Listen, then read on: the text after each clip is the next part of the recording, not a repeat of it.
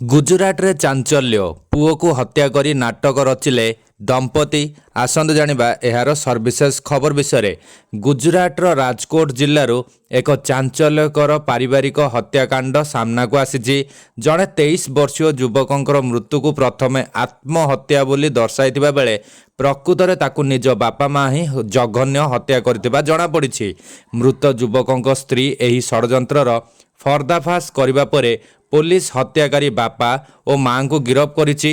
ପୋଲିସର ସୂଚନା ମୁତାବକ ରାଜକୋଟ ଜିଲ୍ଲାର ଗୋଣ୍ଡାଲ ତାଲୁକା ଅନ୍ତର୍ଗତ ଗୁଣ୍ଡାଲ ଗ୍ରାମରେ ଗତ ଜୁନ୍ 30 ତାରିଖ ଦିନ ଏହି ଅଭାବନୀୟ ଘଟଣା ଘଟିଥିଲା। ମୃତ ଯୁବକ ଜଣକ ହେଉଛନ୍ତି ରାମ ବାବୁ ଭାଇ। ରାମଙ୍କର ମଦ୍ୟପାନ କରିବାର ଅଭ୍ୟାସ ଥିଲା, ଯାହାକୁ ନେଇ ପ୍ରାୟ ସମୟରେ ତାଙ୍କର ବାପା ବାବୁ ଭାଇ ଓ ମା ମନୀଷା ବେନଙ୍କ ସହ ପ୍ରବଳ ଝଗଡ଼ା ହେଉଥିଲା। ଘଟଣା ଦିନ ମଧ୍ୟ ମଦ୍ୟପାନକୁ କେନ୍ଦ୍ର କରି ସେମାନଙ୍କ ମଧ୍ୟରେ କଳହ ଉଗ୍ର ରୂପ ନେଇଥିଲା।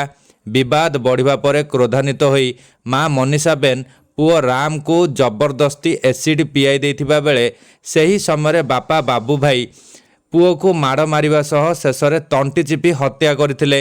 ମାତ୍ର 4 ମାସ ତଳେ ବିବାହ କରିଥିବା ରାମଙ୍କର ସ୍ତ୍ରୀ ବଂଶୀବେନ ଏହି ସମ୍ପୂର୍ଣ୍ଣ ଘଟଣା ବାବଦରେ ଜଣାଇବା ପରେ ନିଜ ଶ୍ୱଶୁର ଘର ଲୋକଙ୍କ ବିରୋଧରେ ଥାନାରେ ଅଭିଯୋଗ ଦାୟର କରିଥିଲେ। ପୋଲିସ ତଦନ୍ତରୁ ଜଣାପଡ଼ିଛି ଯେ ହତ୍ୟାକାଣ୍ଡ ପରେ ଏହାକୁ ଏକ ଆତ୍ମହତ୍ୟାର ରୂପ ଦେବା ପାଇଁ ବାପା ବାବୁ ଭାଇ ସ୍ଥାନୀୟ ରାଜନୈତିକ ନେତାମାନଙ୍କ ସହ ଯୋଗାଯୋଗ କରିଥିଲେ। ଗୋଣ୍ଡାଲ ସିଭିଲ ହସ୍ପିଟାଲରେ କୌଣସି ସନ୍ଦେହ ନ ଉପୁଜୁ ତୁରନ୍ତ ଶବ ବ୍ୟବଚ୍ଛେଦ କରାଇ ମାମଲାକୁ ରଫାଦଫା କରିବା ପାଇଁ ସେ ପ୍ରଶାସନ ଉପରେ ଚାପ ପକାଇବାକୁ ଚେଷ୍ଟା କରିଥିଲେ। ମାତ୍ର ଡାକ୍ତରୀ ମାଇକ୍ରୋସ୍କୋପିକ୍ ଯାଞ୍ଚ ଏବଂ ପୋଲିସର ସତର୍କ ତଦନ୍ତ ଯୋଗୁଁ ଏହି ଚକ୍ରାନ୍ତ ଧରାପଡ଼ିଯାଇଥିଲା। ଶବ ବ୍ୟବଚ୍ଛେଦ ରିପୋର୍ଟରୁ ସ୍ପଷ୍ଟ ହୋଇଥିଲା ଯେ ଶରୀରରେ ବିଷକ୍ରିୟା ଏବଂ ଶ୍ୱାସରୁଦ୍ଧ ହେବା ଯୋଗୁଁ ଯୁବକଙ୍କର ମୃତ୍ୟୁ ଘଟିଛି।